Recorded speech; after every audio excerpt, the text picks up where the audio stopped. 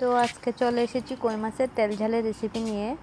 কই মাছ আমি যদিও কোনো দিন কাটিনি, আজকেও কাটিনি, আজকে আমার শাশুড়ি মা কেটে দিয়েছে। তো এখন আমি এগুলিকে হলুদ লবণ মেখে একটু হালকা করে ভেজে নেব।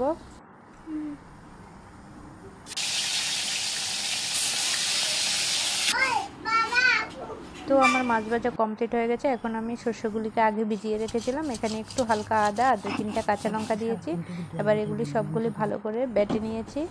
তারপরে একটা প্লেটের মধ্যে একটু হলুদ, লবণ, মরিচ, জিরে গুঁড়ো নিয়েছি। এগুলি জল দিয়ে একটু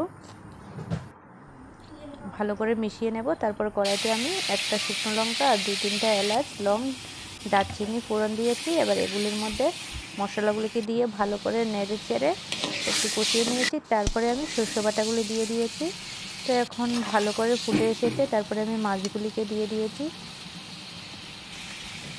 মাছগুলি দেওয়ার পরে 5 মিনিটের মতন আবার সেদ্ধ করে নেব। তারপরে একটু সরষের তেল দিয়ে নামিয়ে নিয়েছি।